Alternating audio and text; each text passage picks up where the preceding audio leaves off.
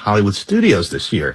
So I guess you could say there's a lot going on that could affect what consumers see from Disney platforms in the coming year. Yeah, absolutely. That's NPR TV critic and media analyst Eric Deggans. Eric, thanks. Thank you.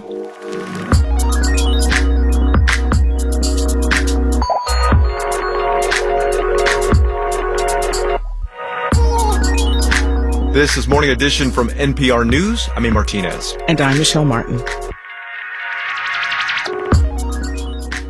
And I'm Michael Hill. Marketplace Morning Report is next, and later on Morning Edition, it's the holy month of Ramadan, and each year a fair number of Muslims turn to none other than their local IHOP for a satisfying pre-dawn meal.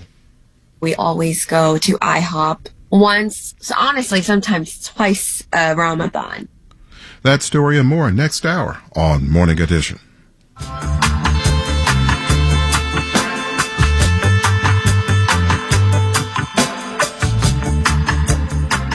41, clear sky out there. I see blue sky and sunshine. Today, sunny and 55 for a high.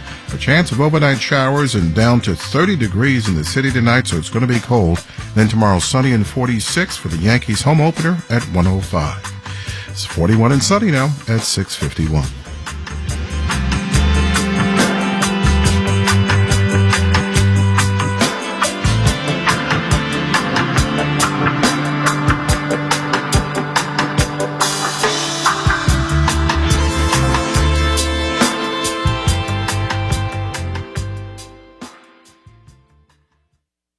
WNYC supporters include Carnegie Hall, which presents Michael Feinstein in a multimedia program celebrating the life and songs of Judy Garland, tonight at 7:30. Tickets and information at carnegiehall.org. On the next All of It, a new film is a nuanced look at the life of a woman whose image was everywhere for decades. Brooke Shields was a model before she turned a year old. With a loving but flawed momager, Shields' career was laced with sexualized imagery from the time she was a child, including at 12 being cast in a Louis Malle film as a child prostitute. Director Lana Wilson joins us to discuss the documentary Pretty Baby, Brooke Shields. I'm Allison Stewart. Join me for All of It, weekdays at noon on WNYC. A gargantuan online firm thinks it's worth more if it chops itself into bits. Marketplace Morning Report is supported by Progressive Insurance. Customers can simplify their insurance needs and protect what's important by bundling home and auto. Learn more about bundling at Progressive.com. I'm David Brancaccio. The Alibaba conglomerate, in some ways the Amazon of China, is breaking itself into 6 different companies. The resulting chunks will be focused on, for instance, remote computing services, that is to say the cloud, also digital media, and Alibaba's core work helping other companies sell things to consumers. Marketplace's Nova Safo has more. Investors are greeting Alibaba's split up with optimism that China's regulatory crackdown on its internet companies may be nearing an end. Over the last couple of years, Chinese government officials have issued new regulations on domestic companies they think are too big and monopolistic. The crackdown sent Alibaba's founder, Jack Ma, out of the country over the past year. He returned one day before the company announced the biggest restructuring in its 24-year history. 5 of the 6 companies that will be formed from Alibaba's split are likely to issue initial public offerings, according to the Reuters news agency. A split company could be less vulnerable to future crackdowns should they occur, and the new companies could be in a position to better compete with rivals. Alibaba has been losing e-commerce market share in China. I'm Nova Safo for Marketplace.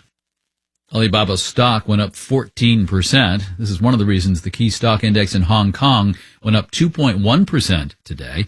Here, S&P and NASDAQ futures are both up about 0.9%. With 2 days left of March here, the S&P 500 index is at just about the same level as it was to start the month.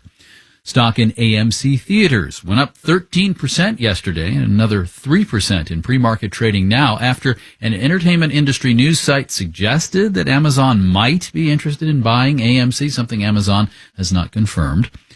California Governor Gavin Newsom has signed into law a new power to fine oil companies for price gouging. It's a first for any state, and it forces fossil fuel companies to disclose price info to a new state agency that will have the power to subpoena executives. Last year, retail gas topped $7 a gallon in California. Here's Marketplace's Lily Jamali.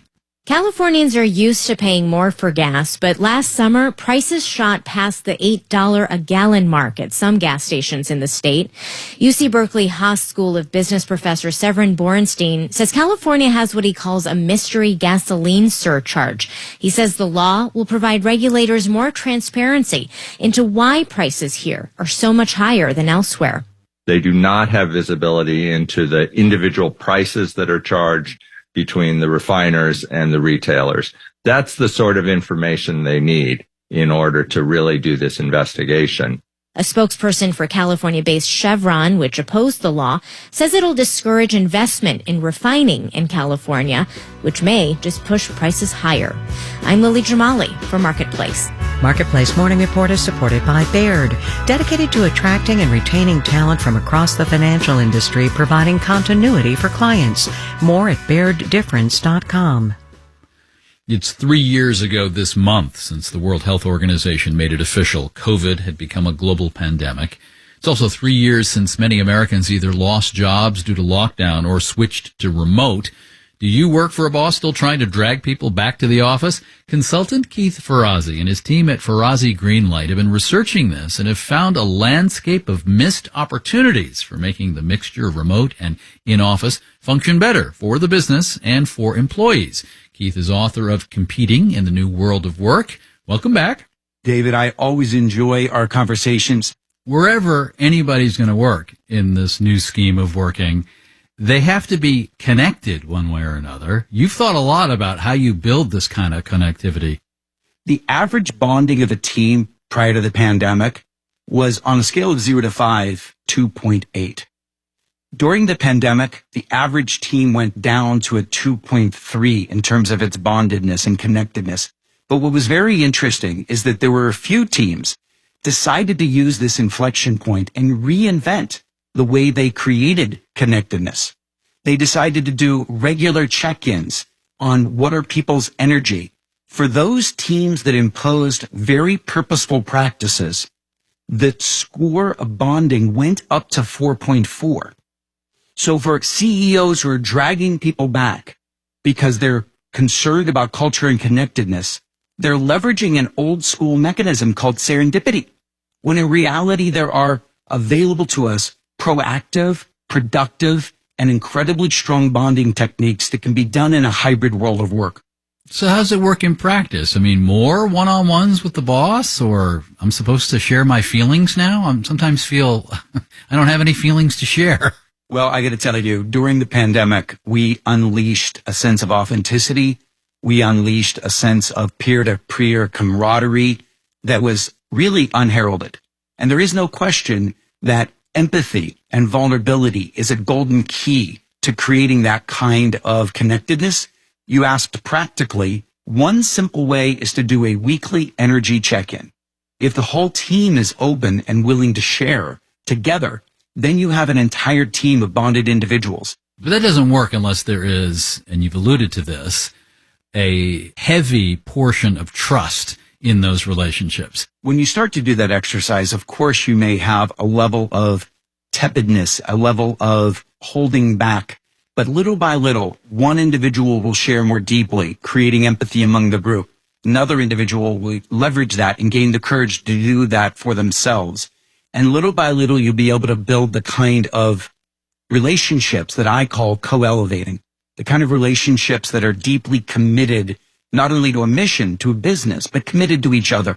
And it's through those simple practices, it's practices that yield the transformation of outcomes and mindset. So the answer is just to start. Keith Ferrazzi is the chairman and founder of the consulting firm Ferrazzi Greenlight, and his most recent book is called Competing in the New World of Work, How Radical Adaptability Separates the Best from the Rest. Keith, always good to talk to you. Oh, David, thanks so much.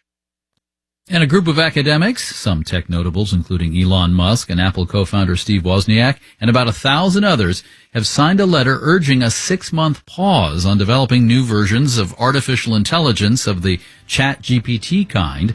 The signatories point to risks to society unless the technology is better understood and new safety protocols developed. The letter comes from the nonprofit Future of Life Institute that studies the unintended risks of technology.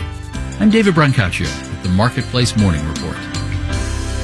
From APM, American Public Media.